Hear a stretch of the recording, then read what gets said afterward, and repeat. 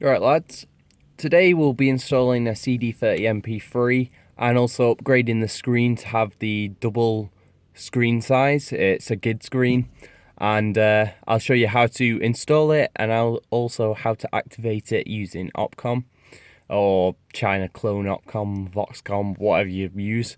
Tried to go for a different angle today, changing it up.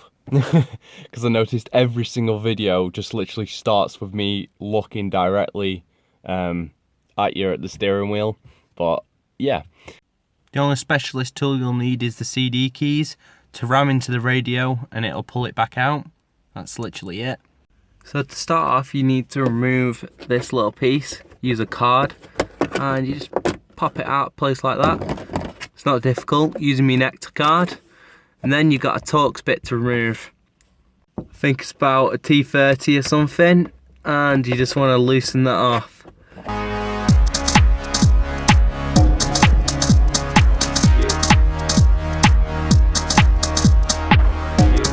From this point, you basically just want to pull on it. So, holding there, you have two clips there and there. You just sort of work your way up. Then at the front, pull up, and it comes out. Then you just have one little harness plug to remove there. To do that, press in this little tab just there, and then this will move forward and extract the harness. Sweet, now ready to install. We take the double screen and you want to rest it down, take the wiring harness, which will go into this plug here, and then just push the connector bar over and it clicks into position like that. Then you want to rotate it round and fit it in place like that. And it has little clips which clip into place like so. And there we go. So to accompany the double screen, we need the CD30 MP3. And for that, the standard life wiring harness will not work because it doesn't have the AUX input for it. So I'm just going to send a little image of the pin layout, and this is the pin layout for the AUX for the CD30 MP3, which if you follow the diagram on here, it shows you there AUX left, right and AUX ground.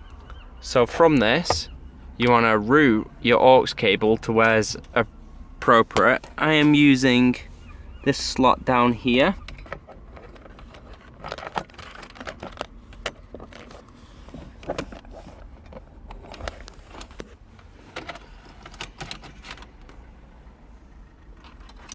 Wiring harness plug into the back of the CD30, and there we go.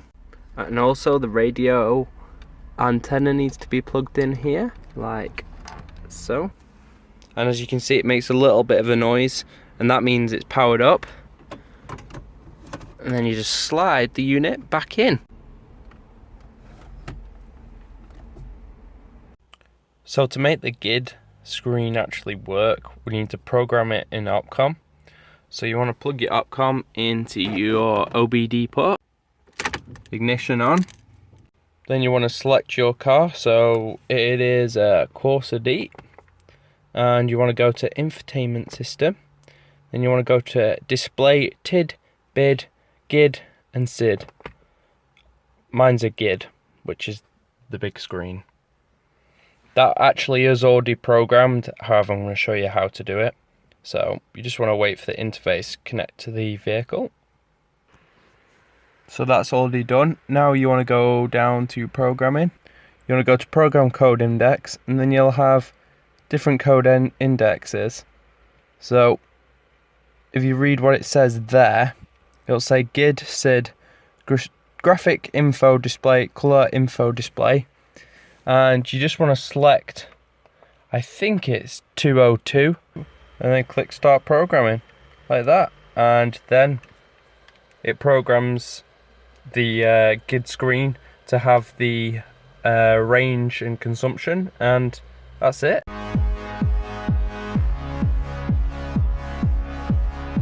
Thanks for watching guys, and see you later.